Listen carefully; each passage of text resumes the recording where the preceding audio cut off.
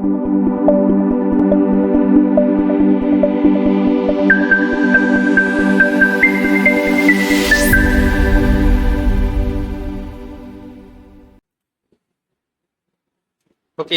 hello and welcome back to Anais Academy.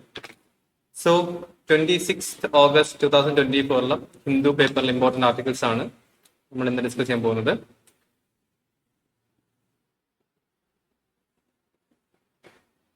Okay, so first ആർട്ടിക്കിളിലേക്ക് പോകുന്ന സമയത്ത് front പേജിൽ നോക്കി കഴിഞ്ഞാൽ attacking Hezbollah Israel fighter jets launch strikes across Lebanon. ഇപ്പൊ recent ആയിട്ട് നടന്നിരിക്കുന്ന കാര്യം നമുക്കറിയാം, ഇസ്രായേൽ ആൻഡ് പാലസ്തീനിയൻ ഇഷ്യൂസുകൾ നമുക്കറിയാം. അതിനിടയിൽ നടന്നിരിക്കുന്ന ഒരു മീഡിയേഷൻ ടോക്കുകളൊക്കെ നടന്നിട്ടുണ്ടായിരുന്നു. സോ മീൻവൈൽ അതിന്റെ ഇടയിലാണ് ലെബനൻ ഒരു തിരിച്ച് അറ്റാക്കിംഗ് നടത്തിയിട്ടുള്ളത്. ഓക്കെ, അപ്പൊ ഇസ്രായേൽ ലെബനും ഇവൻതോ ഒരു മീഡിയേഷൻ ടോക്ക് നടന്നിട്ടുണ്ടെങ്കിൽ പോലും വീണ്ടും ഹെസ്ബുള്ള ഇസ്രായേൽ ഫൈറ്റേഴ്സിനെതിരെ അറ്റാക്കിംഗ് നടത്തിക്കൊണ്ടിരിക്കുകയാണ്. ഓക്കെ, ജസ്റ്റ് ഒരു ഇൻഫർമേഷൻ മാത്രമാണ് നമുക്ക് അതിന് അറിയാനുള്ളത്. എന്താണ് കറന്റ് സിനാരിയോ? കാരണം നമ്മൾ കഴിഞ്ഞ ന്യൂസ് അനാലിസിൽ നോക്കിയതായിരുന്നു അവരുടെ ഒരു മീഡിയേഷൻ ടോക്സിനെ പറ്റിയിട്ട്. ദെൻ ഫ്രണ്ട് പേജിൽ തന്നെ നമ്മുടെ മലയാളം ഫിലിം ഇൻഡസ്ട്രീസിന്റെ ഒരു ന്യൂസ് ഉണ്ട്. ബട്ട് നമുക്കത് ആവശ്യമില്ല. വളരെ ഡീറ്റെയിൽഡ് ആയിട്ട് എഡിറ്റോറിയൽ പേജിൽ മലയാളം ഫിലിം ഇൻഡസ്ട്രിയിൽ നടക്കുന്ന ഇഷ്യൂസുകളെ പറ്റി പറയുന്നുണ്ട്.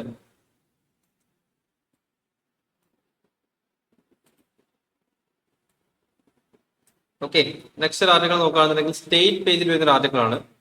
Telangana in favour of holistic resolution of disputes on power dues with Andhra Pradesh.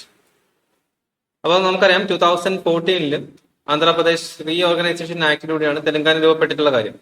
Telangana രൂപപ്പെട്ടതിന് ശേഷം പിന്നീട് അവിടെ നടന്നിരിക്കുന്ന ഏറ്റവും വലിയ ഇഷ്യൂ എന്ന് വെച്ച് കഴിഞ്ഞാൽ ഈ പവർ ഡിസ്ട്രിബ്യൂഷൻ ആയിരുന്നു. കാരണം കൂടുതൽ ഹൈഡ്രോ ഇലക്ട്രിക് പ്രൊജക്ട്സുകളും ഉണ്ടായിരുന്നത് തെലങ്കാനയുടെ അണ്ടറിലായിരുന്നു. അപ്പൊ ആന്ധ്രാപ്രദേശിന് കൂടുതലും ഈ പവർ ഡ്യൂസ് വന്നിട്ടുണ്ടായിരുന്നു. സോ ഓട്ടോമാറ്റിക്കലി രണ്ട് സ്റ്റേറ്റ് ആയി കഴിഞ്ഞാൽ നമ്മൾ പവർ എങ്ങനെയാണ് നൽകുന്നത്? Power distribution. സോ പവർ ഡിസ്ട്രിബ്യൂഷൻ്റെ അകത്ത് ഒരു സ്റ്റേറ്റിൽ നിന്ന് മറ്റു സ്റ്റേറ്റ് പവർ വാങ്ങിക്കഴിഞ്ഞാൽ ഓട്ടോമാറ്റിക്കലി അതിന്റെ ഡ്യൂ ക്ലിയർ ചെയ്യണമെന്നാണ്. അപ്പോൾ ഓട്ടോമാറ്റിക്കലി ഒന്നായിട്ടിരുന്ന ഒരു സ്റ്റേറ്റ് ആയിരുന്നു. ആ സ്റ്റേറ്റിനെ ഡിവൈഡ് ചെയ്ത സമയത്ത് തെലങ്കാനയിലാണ് കൂടുതലും ഹൈഡ്രോ ഇലക്ട്രിക് പവർ പ്രോജക്റ്റുകൾ ഉണ്ടായിരുന്നത്. അപ്പോൾ അതിന് നഷ്ടം വന്നു, ആന്ധ്രാപ്രദേശ് നഷ്ടം വന്നു. സോ ഇതിന്റെ പവർ ഡ്യൂസ് ക്ലിയർ ചെയ്യണം എന്ന് പറഞ്ഞിട്ടുള്ള ഒരു ഇഷ്യൂ ആണ് ഇവിടെ നടന്നുകൊണ്ടിരിക്കുന്നത്. ഓക്കെ, അപ്പൊ ആ ഒരു കാര്യങ്ങൾ മാത്രം ഓർത്തിരിക്കുക. ബിക്കോസ് നമ്മൾ ഇനി റിവേഴ്സ് ഒക്കെ പഠിക്കുന്ന സമയത്ത് തെലങ്കാനയിലൊക്കെ ഉള്ള റിവേഴ്സിനെ പറ്റി പഠിക്കും. അപ്പൊ ജസ്റ്റ് നിങ്ങളൊന്ന് കണക്ട് ചെയ്യാൻ ശ്രമിക്കുക ആ സമയത്ത്. ഓക്കെ, നെക്സ്റ്റ് ആർട്ടിക്കിൾ നോക്കുകയാണെന്നുണ്ടെങ്കിൽ judiciary advocating secular civil code for decades Modi. നമുക്ക് സെക്ഷൻ 44 അല്ലെങ്കിൽ ആർട്ടിക്കിൾ 44 ഇന്ത്യൻ കോൺസ്റ്റിറ്റ്യൂഷനിൽ പറയുന്നത് എന്താണ്? Uniform civil code. So the same uniform civil കോഡിന് ഇവൻതോ നമ്മുടെ സുപ്രീം കോർട്ട് ആണെന്നുണ്ടെങ്കിലും ഒരുപാട് കാലം ഡീക്കേഡ്സ് ആയിട്ട് അതിനെ അഡ്വക്കേറ്റ് ചെയ്തുകൊണ്ടിരിക്കുന്നുണ്ട്. ബട്ട് ഒരു രീതിയിലും അത് ഇംപ്ലിമെന്റ് ചെയ്യാൻ സാധിക്കുന്നില്ല because of diversified structure of India. ഇന്ത്യയുടെ ഡൈവേഴ്സിഫൈഡ് സ്ട്രക്ചർ ഉള്ളത് കൊണ്ട് തന്നെ നമുക്ക് അത് ഇംപ്ലിമെന്റ് ചെയ്യാൻ പറ്റുന്നില്ല. ബട്ട് സ്ട്രോങ്ലി നിലവിലുള്ള ഇന്ത്യ ഗവൺമെന്റ് സ്ട്രോങ്ലി എംഫസൈസ് ചെയ്തുകൊണ്ടിരിക്കുകയാണ് ഈ ഒരു യൂണിഫോം സിവിൽ കോഡ് ഇംപ്ലിമെന്റ് ചെയ്യാൻ വേണ്ടിയിട്ട്. സോ ആ ഒരു കാര്യമാണ് പറഞ്ഞത്. അപ്പൊ മോദി ഗവൺമെന്റ് പറഞ്ഞിരിക്കുന്ന കാര്യം എന്ന് വെച്ച് കഴിഞ്ഞാൽ, അല്ലെങ്കിൽ മോദിജി അഡ്രസ് ചെയ്തിരിക്കുന്ന കാര്യം എന്ന് വെച്ച് കഴിഞ്ഞാൽ, നമ്മുടെ ജുഡീഷ്യറി ആണെന്നുണ്ടെങ്കിൽ പോലും secular civil code, that means uniform civil code വേണമെന്ന് പറയുന്നത്. ആ ഒരു കാര്യങ്ങൾ മാത്രമാണ് നമുക്ക് നോക്കാനുള്ളത്. ആ ഒരു ആർട്ടിക്കിൾ നമുക്ക് യൂണിഫോം സിവിൽ കോഡ് എന്താണെന്നുള്ള കാര്യം ജസ്റ്റ് ഒന്നുകൂടി ഓർത്തെടുക്കുന്നത് നല്ലതായിരിക്കും. Next article leaders from various parties show support for Palestinian course. Next ഈ ഒരു ആർട്ടിക്കിൾസിൽ പറഞ്ഞിരിക്കുന്ന കാര്യം നമുക്കറിയാം, ഇസ്രായേൽ പാലസ്തീൻ ഇഷ്യൂ നടക്കുന്നത്. സോ അതിന്റെ ഇടയിൽ ഇന്ത്യ സപ്പോർട്ട് നൽകുന്ന ഒരു കാര്യം. ഇന്ത്യയുടെ സപ്പോർട്ട് എങ്ങോട്ടേക്കാണ്? അപ്പൊ ഇവൻ ദോ നോൺ മുസ്ലിം ആയിട്ടുള്ള, അപ്പൊ പാലസ്തീൻ രൂപീകരണത്തിന് ശേഷം, ടു സ്റ്റേറ്റ് റെസൊല്യൂഷന് ശേഷം പാലസ്തീൻ രൂപീകരണം നടന്നിട്ടുണ്ടായിരുന്നു. പാലസ്തീൻ രൂപീകരണത്തിന് ശേഷം ആദ്യത്തെ നോൺ മുസ്ലിം സ്റ്റേറ്റ് ആയ ഇന്ത്യയാണ് പാലസ്തീനെ ഒരു സ്റ്റേറ്റ് ആയിട്ട് അംഗീകരിച്ചിട്ടുണ്ടായിരുന്നത്.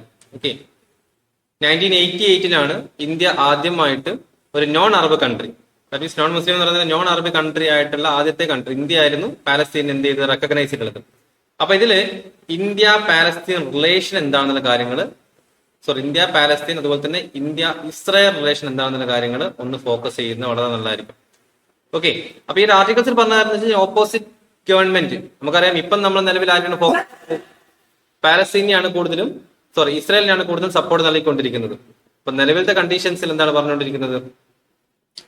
പാലസ്തീനെ സപ്പോർട്ട് ചെയ്യണം. ഓപ്പോസിഷൻ പാർട്ടി, നമ്മുടെ ഗവൺമെന്റിലെ ഓപ്പോസിഷൻ പാർട്ടി പറഞ്ഞിട്ടുള്ളത് പാലസ്തീനെയും കൂടി സപ്പോർട്ട് ചെയ്യണം എന്ന രീതിയിലാണ് അവരുടെ ഡിസ്കഷൻസ് പോയിക്കൊണ്ടിരിക്കുന്നത്. ഓക്കെ, കാരണം പാലസ്തീൻ ഓൾറെഡി നമ്മൾ റെക്കഗ്നൈസ് ചെയ്യുന്ന സ്റ്റേറ്റ് ആണ്. എന്തുകൊണ്ടാണ് മോദി ഗവൺമെന്റ് ഈ പറഞ്ഞിരിക്കുന്നത് ഇസ്രായേലിനെ സപ്പോർട്ട് ചെയ്യുന്നത്, അല്ലെങ്കിൽ പാലസ്തീന്റെ കോസിന് എന്തുകൊണ്ട് മോദി ഗവൺമെന്റ് ഒന്നും ചെയ്യുന്നില്ല? അപ്പൊ കൂടുതൽ എന്തെങ്കിലും ചെയ്യാൻ ഇന്ത്യക്ക് വേണമെങ്കിൽ സാധിക്കുമായിരുന്നു, എന്തുകൊണ്ട് ചെയ്യുന്നില്ല എന്നാണ് ഓപ്പോസിഷൻ പാർട്ടി ചോദിക്കുന്നത്. ഓക്കെ, നെക്സ്റ്റ് ആർട്ടിക്കിളിലേക്ക് നോക്കുകയാണെന്നുണ്ടെങ്കിൽ central trade unions are waiting for fine print of unified pension scheme. ഇനി നമുക്ക് വരുന്ന ആർട്ടിക്കിൾസിൽ വളരെ ഇമ്പോർട്ടന്റ് ആയിട്ട് വരാൻ പോകുന്ന ഒരു ന്യൂസ് ആയിരിക്കാം യൂണിഫൈഡ് പെൻഷൻ സ്കീം. ഓക്കെ, അപ്പൊ നമുക്ക് ഓൾറെഡി ഉള്ള നാഷണൽ പെൻഷൻ സ്കീം, അപ്പം ഈ ഒരു ആർട്ടിക്കിൾസിൽ നമുക്ക് ഇനിയും എഡിറ്റോറിയൽസിൽ ഒരുപാട് വരും. അപ്പൊ നിങ്ങൾ എന്താണ് ചെയ്യണമെന്ന് വെച്ച് കഴിഞ്ഞാൽ ഈ ഒരു നാഷണൽ പെൻഷൻ സ്കീം, അതുപോലെ തന്നെ നിലവിൽ വന്നിട്ടുള്ള യൂണിഫൈഡ് പെൻഷൻ സ്കീം എന്താണ്, ഈ രണ്ട് കാര്യങ്ങൾ എന്താണെന്നുള്ള കാര്യങ്ങൾ നന്നായിട്ട് നോക്കാം. എന്തായിരുന്നു നാഷണൽ പെൻഷൻ സ്കീം? ഒരു വോളണ്ടിയർലി അല്ലെങ്കിൽ കോൺട്രിബ്യൂട്ടറി പെൻഷൻ സിസ്റ്റം ആയിരുന്നു നാഷണൽ പെൻഷൻ സ്കീം അല്ലെങ്കിൽ ന്യൂ പെൻഷൻ സ്കീം എന്ന് പറഞ്ഞിട്ടുണ്ടായിരുന്നത്. ഓക്കെ, അപ്പൊ അത് ഏത് കാലഘട്ടത്തിലാണ് അത് കൊണ്ടുവന്നിട്ടുണ്ടായിരുന്നത്, അതിന്റെ അഡ്വാൻറ്റേജസ് ആൻഡ് ഡിസ്അഡ്വാൻറ്റേജസ് എന്തൊക്കെയാണെന്നുള്ള കാര്യങ്ങൾ നോക്കാം. പിന്നെ വരുന്ന ആർട്ടിക്കിൾസിലൊക്കെ നമുക്ക് തീർച്ചയായിട്ടും വരും. അപ്പം യൂണിഫൈഡ് പെൻഷൻ സ്കീം നിലവിലുള്ള മോദി ഗവൺമെന്റ് കൊണ്ടുവന്നിരിക്കുന്ന പുതിയ ഒരു സിസ്റ്റമാണ്. ദാറ്റ് മീൻസ് കൂടുതൽ സെൻട്രൽ ഗവൺമെന്റിലാണ്. അപ്പം നമുക്ക് അതിൽ തന്നെ നോക്കാം പെൻഷൻ സ്കീം ഏത് ലിസ്റ്റിലാണ് വരുന്ന കാര്യം കൂടെ നോക്കാം. ഓക്കെ, പെൻഷൻ സ്കീം ഏത് ലിസ്റ്റിലാണ്, യൂണിയൻ ലിസ്റ്റിലാണോ, കൺകറന്റ് ലിസ്റ്റിലാണോ, അതോ സ്റ്റേറ്റ് ലിസ്റ്റിലാണോ എന്നുള്ള കാര്യങ്ങൾ നോക്കാം. അപ്പൊ ഇവിടെ ഒരുപാട് ട്രേഡ് യൂണിയൻസ് ഉണ്ട്. ഈ ന്യൂസിൽ പറഞ്ഞ കാര്യം എന്ന് വെച്ചാൽ ട്രേഡ് യൂണിയൻസിന് ഒരുപാട് ആവശ്യങ്ങളുണ്ട്. അവർ പറഞ്ഞിരിക്കുന്ന old pension scheme, okay, old pension scheme പോലെ അല്ലാതെ എന്താണ് നിലവിലുള്ള യൂണിഫൈഡ് പെൻഷൻ സ്കീമിന്റെ അഡ്വാൻറ്റേജസ്, അവർ പറഞ്ഞിരിക്കുന്നത് എങ്ങനെയാണ് കോൺട്രിബ്യൂഷൻ, സെൻട്രൽ ഗവൺമെന്റിന്റെ കോൺട്രിബ്യൂഷൻ എങ്ങനെയാണ്, ഇത് സെൻട്രൽ ഗവൺമെന്റ് എംപ്ലോയീസിന് മാത്രമാണോ, സ്റ്റേറ്റ് ഗവൺമെന്റിന് ഉപയോഗിക്കാൻ പറ്റുമോ, തുടങ്ങിയിരിക്കുന്ന ഒരുപാട് ആവശ്യങ്ങൾ, അതിന്റെ ഒരുപാട് ക്ലാരിറ്റി വന്നിട്ടുണ്ട്. ഇപ്പൊ യൂണിഫൈഡ് പെൻഷൻ സ്കീം ഗവൺമെന്റ് കൊണ്ടുവന്നതേ ഉള്ളൂ. അതിന്റെ ഫർദർ കാര്യങ്ങൾ നമുക്ക് വരുന്ന ആർട്ടിക്കിൾസിലേക്ക് നോക്കാം. ഓക്കെ, ദ സെയിം ആർട്ടിക്കിൾ തന്നെയാണ് നെക്സ്റ്റ് പറയാൻ പോകുന്നത്. With unified pension scheme BJP led government seeks to pull out plank of the opposition. അപ്പൊ ഒപ്പോസിഷൻ ഗവൺമെന്റ് ആയിരുന്നു ഈ ഒരു ഓൾഡ് പെൻഷൻ സ്കീം ഉണ്ടല്ലോ. Old pension scheme, national pension scheme, old pension scheme ഉണ്ടായിരുന്നു. പിന്നീട് മോദി ഗവൺമെന്റ് വന്നതിന് ശേഷം കൊണ്ടുവന്നിരിക്കുന്നത് new pension scheme, national pension scheme NPS, voluntarily contribution ആയിരുന്നു. ദ സെയിം കണ്ടീഷൻ, അതിൽ ഒരുപാട് ക്രിട്ടിസൈസേഷൻ വന്നതിന് ശേഷമാണ് ഇപ്പം നിലവിൽ യൂണിഫൈഡ് പെൻഷൻ സ്കീം കൊണ്ടുവന്നിട്ടുള്ളത്. ഓക്കെ, ഇപ്പൊ മോദി ഗവൺമെന്റ് കൂടുതൽ ഫോക്കസ് ചെയ്തിരിക്കുന്നത് UPA ഗവൺമെന്റ് കാലഘട്ടത്തിൽ ഉണ്ടായിരുന്ന ഓൾഡ് പെൻഷൻ സ്കീമിൽ ഉണ്ടായിരിക്കുന്ന ഫോൾട്ടുകൾ എന്തൊക്കെയാണെന്നുള്ള കാര്യങ്ങളാണ്. അപ്പൊ നമുക്ക് വീണ്ടും ഒരു പെൻഷൻ സ്കീം കൂടെ വന്നിരിക്കുകയാണ്. Old pension scheme, new pension scheme അല്ലെങ്കിൽ national pension scheme and unified pension scheme. ഈ മൂന്ന് പെൻഷൻ സ്കീമിന്റെയും ഫീച്ചേഴ്സുകൾ ഡീറ്റെയിൽ ആയിട്ട് പഠിക്കാം. പ്രിലിംസിനോ മെയിൻസിനോ തീർച്ചയായിട്ടും ഒരു ക്വസ്റ്റ്യൻസ് നിങ്ങൾക്ക് പ്രതീക്ഷിക്കാവുന്നതാണ്. പ്രിലിംസ് പോയിന്റ് ഓഫ് വ്യൂലും മെയിൻസ് പോയിന്റ് ഓഫ് വ്യൂലും മാക്സിമം പഠിക്കാൻ ശ്രമിക്കാം. ഓക്കെ, നമുക്ക് ആർട്ടിക്കിൾ എഡിറ്റോറിയൽ വരുന്ന സമയത്ത് ഡീറ്റെയിൽ ആയിട്ട് ഡിസ്കഷൻ ചെയ്ത് നോക്കാം. ദെൻ നെക്സ്റ്റ് ആർട്ടിക്കിൾ നോക്കുകയാണെന്നുണ്ടെങ്കിൽ large number of youth eager to join politics says Modi. മോദിയുടെ മൻ കി ബാത്ത് എന്ന് പറഞ്ഞിരിക്കുന്ന ഒരു പ്രോഗ്രാമിലൂടെ മോദി ഗവൺമെന്റ് പറഞ്ഞിരിക്കുന്ന കുറച്ച് കാര്യങ്ങളാണ്. ദാറ്റ് മീൻസ് കൂടുതൽ ആളുകളും പൊളിറ്റിക്സിലേക്ക് ഇറസ്പെക്റ്റീവ് ഓഫ് അവരുടെ ഫാമിലി സിറ്റുവേഷൻസ് അല്ലെങ്കിൽ ഫാമിലി പൊളിറ്റിക്കൽ ബാക്ക്ഗ്രൗണ്ട് ഇല്ലെങ്കിൽ പോലും കൂടുതലും യൂത്ത് എന്തിലേക്ക് ഇറങ്ങാനാണ് ശ്രമിച്ചുകൊണ്ടിരിക്കുന്നത്, പൊളിറ്റിക്സിൽ ഇറങ്ങാൻ ശ്രമിക്കുന്നു എന്ന് പറഞ്ഞിരിക്കുന്ന ഒരു ആർട്ടിക്കിളാണ് പറയുന്നത്. ഓക്കെ, അപ്പം അതൊരു പ്ലസ് പോയിന്റ് ആയിട്ട് നമുക്ക് വേണമെങ്കിൽ നോക്കാം. അതിന് പുറമെ തന്നെ പറഞ്ഞിരിക്കുന്ന മൻ കി ബാത്തിൽ പറഞ്ഞിരിക്കുന്ന 2-3 പോയിന്റുകൾ പ്രിലിംസ് പോയിന്റ് ഓഫ് വ്യൂലുള്ള ഐഡിയാസുകളാണ്. അതിൽ പറഞ്ഞിരിക്കുന്നത് വെച്ച് കഴിഞ്ഞാൽ മദർ ആൻഡ് ചൈൽഡ് എന്ന് പറഞ്ഞിരിക്കുന്ന ഒരു പ്രോഗ്രാം. ഓക്കെ, ഒരു അവയർനെസ് പ്രോഗ്രാമാണ്. അത് അംഗൻവാടി സെന്റേഴ്സിലൂടെ ചിൽഡ്രൻസിന്, മാൽ ന്യൂട്രീഷൻ അനുഭവിക്കുന്ന ചിൽഡ്രൻസിന് ന്യൂട്രീഷണൽ പ്രോഗ്രാംസുകൾ സെറ്റപ്പ് ചെയ്തതിനെ പറ്റിയിട്ട് സംസാരിച്ചിട്ടുണ്ടായിരുന്നു. അതുപോലെ തന്നെ നമുക്ക് പ്രിലിംസ് പോയിന്റ് ഇമ്പോർട്ടന്റ് ആയി നോക്കാനുള്ള ഒരു കാര്യം എന്ന് വെച്ച് കഴിഞ്ഞാൽ ആസാമിലെ ഒരു ആസാമിലെ കമ്മ്യൂണിറ്റിയാണ് മോറോൺ കമ്മ്യൂണിറ്റി. ഓക്കെ, ഈ മോറോൺ കമ്മ്യൂണിറ്റി അവിടെ ഹൂലോ ഗിബൺസ് എന്ന് പറഞ്ഞിരിക്കുന്ന ഒരു വിഭാഗം, ഒരു ടൈപ്സ് ഓഫ് കുരങ്ങന്മാരാണ് ഹൂലോ ഗിബൺസ് എന്ന് പറഞ്ഞിട്ടുള്ളത്. അപ്പൊ അതിനെ പ്രൊട്ടക്ട് ചെയ്യാൻ വേണ്ടിയിട്ട് ഒരുപാട് ആക്ടിവിറ്റി ചെയ്തിട്ടുണ്ടായിരുന്നു. അപ്പം നമുക്കിവിടെ നോക്കാനുള്ളത് ഹൂലോ ഗിബൺസ് അതുപോലെ തന്നെ moron community. Prelims point of view ഈ രണ്ട് കാര്യങ്ങൾ തീർച്ചയായിട്ടും നോട്ട് ഡൗൺ ചെയ്യുക. ബിക്കോസ് ഹൂലോ ഗിബൺസിനെ പറ്റിയിട്ട് കഴിഞ്ഞ കുറച്ച് കാലങ്ങളായിട്ട് ന്യൂസിൽ വന്നിട്ടുണ്ടായിരുന്നു. കാരണം അവരുടെ ഒരു ലേസിനെസ്സും ആ ഹൂലോ ഗിബൺസിന്റെ ഫീച്ചേഴ്സും കാര്യങ്ങളും എൻഡേഞ്ചേർഡ് കാറ്റഗറിയും ജസ്റ്റ് ഒന്ന് ഫോക്കസ് ചെയ്യാൻ ശ്രമിക്കാം. അതുപോലെ തന്നെ ഇവിടെ അരുണാചൽ പ്രദേശിൽ ഒരു 3D പ്രിന്റിംഗ് ടെക്നോളജി ഉപയോഗിച്ചിട്ടുണ്ടായിരുന്നു. എന്തിന്, ഈ ഒരു 3D പ്രിന്റിംഗ് ടെക്നോളജി ഉപയോഗിച്ചിട്ടുണ്ടായിരുന്നു. അപ്പൊ അതിനെ പ്രൊട്ടക്ട് ചെയ്യാൻ വേണ്ടിയിട്ട് ഒരുപാട് ആക്ടിവിറ്റി ചെയ്തിട്ടുണ്ടായിരുന്നു. കാരണം അവരുടെ ഒരു ലേസിനെസ്സും ആ ഹ്യൂലോ ഗിബൺസിന്റെ ഫീച്ചേഴ്സും കാര്യങ്ങളും എൻഡേഞ്ചേർഡ് കാറ്റഗറിയും ജസ്റ്റ് ഒന്ന് ഫോക്കസ് ചെയ്യാൻ ശ്രമിക്കാം. അതുപോലെ തന്നെ ഇവിടെ അരുണാചൽ പ്രദേശിൽ ഒരു 3D പ്രിന്റിംഗ് ടെക്നോളജി ഉപയോഗിച്ചിട്ടുണ്ടായിരുന്നു. എന്തിന്, വൈൽഡ് ആനിമൽസിനെ ഹണ്ട് ചെയ്യുന്നുണ്ടാവും. വൈൽഡ് ആനിമൽസിനെ ഹോൺസിനും ടെസ്റ്റിസിനൊക്കെ വേണ്ടിയിട്ടൊക്കെ ഹണ്ട് ചെയ്യാറുണ്ടായിരുന്നു. സോ അത് സ്റ്റോപ്പ് ചെയ്യാൻ വേണ്ടിയിട്ട് ഒരു 3D പ്രിന്റിംഗ് ടെക്നോളജി യൂസ് ചെയ്തിട്ടുണ്ട്. അപ്പൊ നമുക്കിപ്പോൾ GS പേപ്പർ 3 ചോദിക്കുന്ന സമയത്ത്, എൻവയോൺമെന്റ് ബന്ധപ്പെട്ട ക്വസ്റ്റൻ ഒക്കെ ചോദിക്കുന്ന സമയത്ത് നമുക്ക് വേണമെങ്കിൽ അരുണാചൽ പ്രദേശിന് ഈ ഒരു എക്സാമ്പിൾ വേണമെങ്കിൽ ജസ്റ്റ് ഒന്ന് മെൻഷൻ ചെയ്ത് കൊടുക്കാം. അപ്പൊ എന്താണ് ആ ഒരു എക്സാമ്പിൾ എന്ന കാര്യം ഒന്ന് ഗൂഗിൾ ചെയ്ത് കുറച്ച് ഇൻട്രസ്റ്റിംഗ് ഫാക്ട് ആയിരിക്കാം. സോ എങ്ങനെയാണ് ഈ ഒരു ഹണ്ടിങ് അവർ സ്റ്റോപ്പ് ചെയ്യുന്നത്? അപ്പൊ നമുക്ക് എക്സാമ്പിൾസ് ആണ് മെയിൻ സയൻസ് റൈറ്റിംഗിന് കൂടുതൽ വേണ്ടത്. അപ്പൊ വേണമെങ്കിൽ നമുക്ക് ഇതുമായി റിലേറ്റ് ചെയ്തിരിക്കുന്ന ഒരു ക്വസ്റ്റ്യൻ ചോദിക്കുകയാണെന്നുണ്ടെങ്കിൽ നമുക്കിത് ജസ്റ്റ് ഒന്ന് Arunachal Pradesh recent 3D printing technology to curb the wild animals hunting, വളരെ നല്ല എക്സാമ്പിൾ ആയിരിക്കും. ഓക്കെ, നെക്സ്റ്റ് നമുക്ക് നോക്കാനുള്ളത് പ്രിലിംസ് പോയിന്റിൽ മറ്റൊരു കാര്യമാണ് വാർഷിപ്പ് INS മുംബൈ. ഓക്കെ, നമ്മുടെ ഒരു വാർഷിപ്പ് ആയിട്ടുള്ള INS മുംബൈ റീസെന്റ് ആയിട്ട് ശ്രീലങ്കയിൽ എടുത്തിട്ടുണ്ടായിരുന്നു. ശ്രീലങ്കയിൽ ആവശ്യമായിട്ടുള്ള air force operated Dornier maritime patrol എയർക്രാഫ്റ്റിന് ആവശ്യമായിട്ടുള്ള സഹായങ്ങളും അതിനാവശ്യമായ ടെക്നിക്കൽ സർവീസുകളും കാര്യങ്ങളൊക്കെ നൽകുന്നതിന് വേണ്ടിയിട്ട് നമ്മുടെ INS മുംബൈ എന്ന് പറഞ്ഞിരിക്കുന്ന ഫ്രണ്ട് ലൈൻ വാർഷിപ്പ് ശ്രീലങ്കൻ തീരത്ത് അടുത്തിട്ടുണ്ടായിരുന്നു. അപ്പൊ ഇവിടെ നമുക്ക് അതൊരു പ്രിലിംസ് പോയിന്റ് ഓഫ് വ്യൂ ആണെന്നുണ്ടെങ്കിൽ പോലും മെയിൻസ് പോയിന്റ് ഓഫ് വ്യൂ നോക്കേണ്ട കാര്യം ഇന്ത്യ ശ്രീലങ്ക റിലേഷൻസ് എങ്ങനെയാണ് വീണ്ടും തിരിച്ചു കൊണ്ടുവരുന്ന കാര്യങ്ങളാണ്. കാരണം നമുക്കറിയാം ഹമ്പൻതോട്ട പ്രൊജക്ടുകൾ പോലും നമ്മുടെ കയ്യിൽ നിന്ന് പോയ സമയത്ത് അത് എടുക്കാൻ വേണ്ടി ചൈന വന്നിട്ടുണ്ടായിരുന്നു. അപ്പൊ ചൈനയുടെ ആ എക്സേർട്ടീവ് പോളിസികൾക്ക് പുറമെ ഇന്ത്യ എങ്ങനെയാണ് വീണ്ടും ഇന്ത്യ ശ്രീലങ്ക റിലേഷൻസ് സ്ട്രെങ്തൻ ചെയ്യുന്നത്? കാരണം ശ്രീലങ്കയിൽ ഒരു ക്രൈസിസ് നടന്നിട്ടുണ്ടായിരുന്നു. ആ ക്രൈസിന് ശേഷം ശ്രീലങ്ക പതുക്കെ മുന്നോട്ടേക്ക് വന്നുകൊണ്ടിരിക്കുകയാണ്. സോ ആ വരുന്ന സമയത്ത് കൈപിടിച്ചുയർത്താൻ വേണ്ടിയിട്ട് നമ്മുടെ ഇന്ത്യയാണ് ഉണ്ടായിരിക്കുന്നത് ഇപ്പം നിലവിൽ മുന്നിലുള്ളത്. ഓക്കെ, അപ്പൊ എങ്ങനെയാണ് ഇന്ത്യ ശ്രീലങ്ക റിലേഷൻസ് മുന്നോട്ട് പോകുന്നത്? അപ്പൊ നമുക്കിത് പ്രിലിംസ് പോയിന്റ് ഓഫ് വ്യൂ നോക്കാം, മെയിൻസ് പോയിന്റ് ഓഫ് വ്യൂലും ജസ്റ്റ് ഒന്ന് നോക്കാം. കാരണം അവിടുത്തെ ഡിഫൻസ് സെറ്റപ്പുകൾ ക്ലിയർ ചെയ്ത് കൊടുക്കാൻ വേണ്ടിയിട്ടാണ് ഈ ഒരു INS മുംബൈ അവിടെ തീരത്ത് എത്തിയിട്ടുള്ളത്. ഓക്കെ, നെക്സ്റ്റ് നമുക്ക് നോക്കാനുള്ളത് ONGC open well in KG field to raise oil production. ഇവിടെയും പ്രിലിംസ് പോയിന്റ് ഓഫ് വ്യൂയുടെ ഒരു ആർട്ടിക്കിൾ ആണ്. അതുപോലെ തന്നെ മെയിൻസ് പോയിന്റ് ഓഫ് വ്യൂ കൂടി ജസ്റ്റ് ഒന്ന് ഓർത്തിരിക്കാം. നമ്മുടെ oil and natural gas corporation പുതിയൊരു വെല്ല് ഓപ്പൺ ചെയ്തിട്ടുണ്ട്, ഒരു ഓയിൽ വെല്ല് ഓപ്പൺ ചെയ്തിട്ടുണ്ട്. എവിടെയാണ്? Krishna Godavari basin, bay of ബംഗാളിലുള്ള കൃഷ്ണ ഗോദാവരി ബേസിൻ. ഓക്കെ, അപ്പൊ നമുക്ക് നോക്കാനുള്ളത് കൃഷ്ണ ഗോദാവരി ബേസിൻസിൽ എന്താണ് ഈ ഒരു മിനറൽ ഡെപ്പോസിറ്റ്സുകൾ, എങ്ങനെയാണ് മിനറൽ ഡെപ്പോസിറ്റ്സിന്റെ ഒരളവുകൾ എന്താണ്, ഏത് ടൈപ്പിലുള്ള മിനറൽ ഡെപ്പോസിറ്റ്സുകളാണ് കൂടുതൽ അവിടെ വന്നിട്ടുള്ളത്. അപ്പം ആ ഒരു കാര്യങ്ങൾ മാത്രം ഓർത്തിരിക്കാം. ഓക്കെ, അവിടെ ONGC പുതിയ വെല്ല് ഓപ്പൺ ചെയ്ത കാര്യങ്ങൾ തന്നെയാണ് കൂടുതൽ കൃഷ്ണ ഗോദാവരി ബേസിൻസിലെ മിനറൽ ഡെപ്പോസിറ്റ്സുകൾ എങ്ങനെയാണ്. GS പേപ്പർ 3 കൂടുതലും കാര്യങ്ങൾ ചോദിക്കുന്നത് മിനറൽ ഡെപ്പോസിറ്റിനെ പറ്റിയൊക്കെ ചോദിക്കും. അപ്പൊ എങ്ങനെയാണ് മിനറൽ ഡെപ്പോസിഷൻസ്, അവിടുത്തെ മിനറൽ എക്സ്ട്രാക്ഷൻസ് എങ്ങനെയാണ് എന്നുള്ള കാര്യങ്ങളാണ് കൂടുതൽ ഫോക്കസ് ചെയ്യേണ്ടത്. ഓക്കെ, അടുത്ത ആർട്ടിക്കിൾ നോക്കുകയാണെന്നുണ്ടെങ്കിൽ drug money is endangering security and economy, Amit Shah. അപ്പൊ എന്താണ് ഡ്രഗ് മണി? ഒന്നുമില്ല, നമ്മൾ ഡ്രഗ്സ് വിറ്റിട്ട് ഉണ്ടാക്കുന്ന മണി നമ്മളെ കൂടുതലും സെക്യൂരിറ്റി എക്കണോമിനെയും അതുപോലെ തന്നെ നമ്മുടെ നാഷണൽ സെക്യൂരിറ്റിനെയും എൻഡേഞ്ചർ ചെയ്യിക്കുന്നു എന്നാണ് പറഞ്ഞിട്ടുള്ളത്. അപ്പൊ ഇവിടെ കണക്കുകൾ 2004 മുതൽ 2014 വരെയും അതുപോലെ തന്നെ 2014 മുതൽ 2024 വരെയുള്ള കണക്കുകൾ വെച്ചിട്ടാണ് അമിത്ഷാ പറഞ്ഞിട്ടുള്ളത്.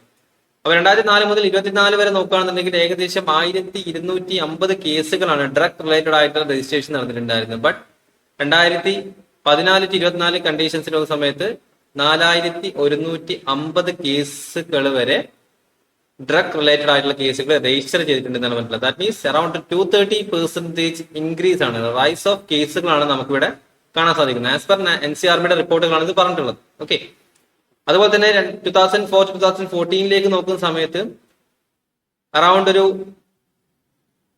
1360 അറസ്റ്റുകൾ നടന്നിട്ടുണ്ടായിരുന്നു. സെയിം അറസ്റ്റുകൾ ഏകദേശം 6000 അറസ്റ്റുകൾ വരെ ഉണ്ടായിരുന്നു 2014-24 റേഞ്ചിൽ. ദാറ്റ് മീൻസ് വീണ്ടും ഇത് ഇൻക്രീസ് ചെയ്തുകൊണ്ടിരിക്കുകയാണ്.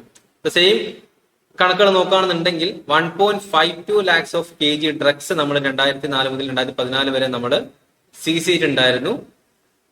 ബട്ട് 2014 മുതൽ 24 നോക്കുകയാണെന്നുണ്ടെങ്കിൽ 5.43 lakhs kg ഓഫ് ഡ്രഗ്സ് നമ്മൾ സീസ് ചെയ്തിട്ടുണ്ടെന്ന്. ദാറ്റ് മീൻസ് വീണ്ടും അവിടെ 257% വരെ ഡ്രഗ്സ് ഇൻക്രീസ് ചെയ്തുകൊണ്ടിരിക്കുകയാണ്. അപ്പം ഇന്ത്യൻ മാർക്കറ്റിലേക്ക് ഈ ഡ്രഗ്സ് ഇൻക്രീസ് ചെയ്യുന്നതിലൂടെ എന്തൊക്കെയാണ് സംഭവിക്കുന്നത്? ഒന്ന്, എക്കണോമിനെ ബാധിക്കും, അല്ലെ? അതുപോലെ തന്നെ സെക്യൂരിറ്റിനെ ബാധിക്കും. കാരണം നമ്മളെ യങ്ങർ ജനറേഷനെ കൂടുതലും ഈ ഡ്രഗ് റിലേറ്റഡ് ആയിട്ടുള്ള കാര്യങ്ങളിലേക്ക് ഫോക്കസ് ചെയ്യിപ്പിക്കുകയാണ്. അതുവഴി എന്താണ് നമ്മുടെ തന്നെ ഈ ഒരു പ്രൊഡക്റ്റീവ് സ്കില്ലുകൾ അവിടെ കർബ് ചെയ്തുകൊണ്ടിരിക്കുകയാണ്. ഒന്നാമത്തെ കണ്ടീഷൻ അതാണ്. രണ്ടാമത്തെ കാര്യം എന്ന് വെച്ച് കഴിഞ്ഞാൽ ഈ ഡ്രഗ്സ് വിറ്റ് ഉണ്ടാക്കുന്ന ഈ ഒരു മണി എന്ന് വെച്ച് കഴിഞ്ഞാൽ നമുക്ക് ഒരിക്കലും ഒരു റെക്കോർഡ്സിൽ കാണിക്കാൻ പറ്റുന്ന ഒരു പൈസ ആയിരിക്കില്ല. സോ ആ മണി കൊണ്ട് എന്താണ് കൂടുതൽ ചെയ്യുന്നത്? സെക്യൂരിറ്റി ഇഷ്യൂസുകൾ, ദാറ്റ് മീൻസ് ടെറർ ഫണ്ടിങ്ങിന് വേണ്ടിയിട്ടാണ് ആ ഒരു എമൗണ്ട് കൂടുതലും സാധാരണ ഉപയോഗിക്കാറുള്ളത്. ഓക്കെ, ഈ ഒരു ഡ്രഗ് വിൽപ്പന നടത്തുന്നുണ്ട്. നമുക്ക് വേണമെങ്കിൽ നമ്മുടെ ഈ ഡ്രഗ് റിലേറ്റഡ് ആർട്ടിക്കിൾ എടുക്കുന്ന സമയത്ത് നിങ്ങൾക്ക് വേണമെങ്കിൽ ഗോൾഡൻ ക്രസന്റ് ട്രയാങ്കിൾസ് കാര്യങ്ങളൊക്കെ നിങ്ങൾക്ക് ഫോക്കസ് ചെയ്യാം. ഓക്കെ, ഇവിടെ അതായത് ലോകത്ത് ഏറ്റവും കൂടുതൽ ഡ്രഗ് പെഡ്ലിംഗ്, ഡ്രഗ് മാഫിയാസും അതുപോലെ തന്നെ ഡ്രഗ്സ് മാനുഫാക്ചറിങ് നടക്കുന്നത് ഒരു 3 ഏരിയാസിലാണ്. ഓക്കെ, ഗോൾഡൻ ക്രസന്റ് ട്രയാങ്കിൾസ് എന്നൊക്കെ പറഞ്ഞിട്ടുള്ളത്. അപ്പം അത് ഏതൊക്കെയാണ്? ആ ഒരു ഏരിയാസിന്റെ അകത്തുള്ള കാര്യങ്ങൾ നോക്കിക്കഴിഞ്ഞാൽ നിങ്ങൾക്ക് മനസ്സിലാവും എന്താണ് ഒരു ഡ്രഗ് ഒരു കൺട്രിയിലേക്ക് വരുന്ന സമയത്ത് ഉണ്ടാവുന്ന national security and economical issues എന്താണെന്നുള്ളത്. നെക്സ്റ്റ് ആർട്ടിക്കിൾ നോക്കുകയാണെങ്കിൽ classical language centres ask for autonomy. അപ്പൊ ക്ലാസിക്കൽ ലാംഗ്വേജസ് ആയിട്ടുള്ള നമുക്ക് ഏകദേശം ഇന്ത്യക്ക് 6ഓളം ക്ലാസിക്കൽ ലാംഗ്വേജസ് ആണുള്ളത്.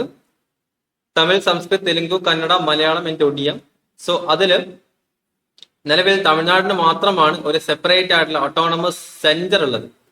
അപ്പം ബാക്കിയുള്ള ലാംഗ്വേജസ് ആയിട്ടുള്ള തെലുങ്ക് ആയിക്കോട്ടെ, കന്നഡ ആയിക്കോട്ടെ, മലയാളം, ഒഡിയ പോലത്തെ ലാംഗ്വേജസിന് central institute of Indian languages ആണ് അതിനാവശ്യമായിട്ടുള്ള ഫണ്ടിങ്ങും കാര്യങ്ങളൊക്കെ നൽകിക്കൊണ്ടിരിക്കുന്നത്. ഓക്കെ, സംസ്കൃതത്തിന് ആവശ്യമായിട്ടുള്ള യൂണിവേഴ്സിറ്റി, സംസ്കൃതം പ്രൊമോട്ട് ചെയ്യാൻ വേണ്ടിയിട്ട് യൂണിവേഴ്സിറ്റികളുണ്ട്. അതുപോലെ തന്നെ തമിഴ്നാട്ടിന് തമിഴ് പ്രൊമോട്ട് ചെയ്യാൻ വേണ്ടിയിട്ട് പ്രത്യേകമായിട്ട് ഓട്ടോണമസ് കൗൺസിലുകളുണ്ട്.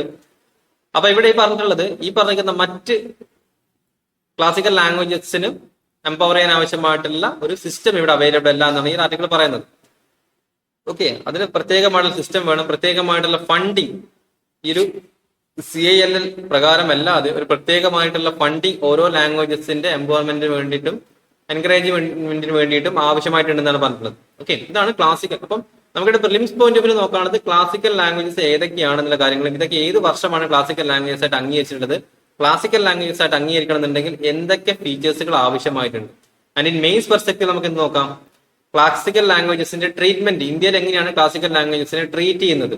ഓക്കെ, അതുപോലെ തന്നെ അത് സൊസൈറ്റിയിൽ എത്രത്തോളം ഇമ്പാക്റ്റുകൾ ഉണ്ടാകുന്നു, ഒരു ക്ലാസിക്കൽ ലാംഗ്വേജസ് എങ്ങനെയാണ് ഇമ്പാക്ട് ചെയ്യുന്നത്. നമുക്ക് ഏറ്റവും കൂടുതൽ എക്സാമ്പിൾ പറയുന്നത് തമിഴ്നാട്ടിലാണ് അല്ലെ. തമിഴ്നാട് പോയിട്ട് തമിഴിനെ കുറ്റം പറഞ്ഞു കഴിഞ്ഞാൽ നമുക്ക് നന്നായിട്ട് അറിയാൻ പറ്റും. അവിടുത്തെ കൾച്ചറൽ ഡിഫറൻസും അതുപോലെ തന്നെ അവിടുത്തെ ആളുകളിൽ നിന്ന് നല്ല തല്ലും കിട്ടും. ഓക്കെ, മറ്റൊരു കാര്യം. നെക്സ്റ്റ് നമുക്ക് ജോഗ്രഫിയെ ബന്ധപ്പെട്ടിരിക്കുന്ന ആർട്ടിക്കിളാണ് frequent mass wasting in Tibet a cause for worry in India. അപ്പൊ നമ്മുടെ ഇന്ത്യയിലുള്ള ബ്രഹ്മപുത്ര റിവറുമായി ബന്ധപ്പെട്ടിരിക്കുന്ന ആർട്ടിക്കിളാണ്. അപ്പൊ ബ്രഹ്മപുത്ര റിവർ ഒറിജിനേറ്റ് ചെയ്യുന്നത് എവിടെയാണ്? ടിബറ്റൻ പ്ലേറ്റ്യൂര്, സാങ്പോ റിവർ ആയിട്ടാണ് ടിബറ്റൻ പ്ലേറ്റ്യൂര് അവിടെ ഒറിജിനേറ്റ് ചെയ്തതിനു ശേഷം ടിബറ്റൻ പ്ലേറ്റ് വഴി സഞ്ചരിച്ച ശേഷം ഓക്കെ നമ്മുടെ ഏകദേശം നംചാ പർവ്വം എത്തുന്ന സമയത്ത് അവിടെ നിന്ന് യൂ ടേൺ എടുത്തതിന് ശേഷം അവിടെ ചെറിയൊരു ഫോൾട്ട് ഉണ്ട് ഹിമാലയത്തിൽ. ആ ഹിമാലയത്തിന്റെ ഫോൾട്ടിലൂടെ ഒരു യൂ ടേൺ എടുത്തതിന് ശേഷം ആ ഒരു ഫോൾട്ടിലൂടെ യൂ ടേൺ എടുത്തതിന് ശേഷമാണ് അസാമിലേക്ക് അരുണാചൽ പ്രദേശ് വഴി എൻ്റർ ചെയ്ത് സാങ്പോ റിവർ എന്നറിയപ്പെടും ഇന്ത്യയിലേക്ക് എത്തുന്ന സമയത്ത്. പിന്നീട് അതിനുശേഷം അസാമിലേക്ക് എത്തുന്ന സമയത്ത് തന്നെ ബ്രഹ്മപുത്ര റിവർ എന്ന് നമ്മൾ അറിയപ്പെടും. അപ്പൊ ഇവിടെ ഇമ്പോർട്ടന്റ് കാര്യം ഇന്ത്യ ഇവിടെ നമുക്ക് നോക്കാനുള്ളത് ഇന്ത്യ ചൈന തമ്മിലുള്ള ഒരു വാട്ടർ ട്രീറ്റ് എങ്ങനെയാണ്, ബ്രഹ്മപുത്ര വാട്ടർ ട്രീറ്റ് എങ്ങനെയാണെന്നുള്ള കാര്യങ്ങൾ ജസ്റ്റ് ഒന്ന് ഗൂഗിൾ ചെയ്ത് നോക്കുക. വേണമെങ്കിൽ നിങ്ങളുടെ ഡിസ്കഷൻസ് കൂടുതലും അതിലേക്ക് ഫോക്കസ്. ഇന്ത്യ ചൈന തമ്മിലുള്ള വാട്ടർ ട്രീറ്റ് അങ്ങനെ ട്രീറ്റ് അവൈലബിൾ ആയിട്ടുണ്ടോ.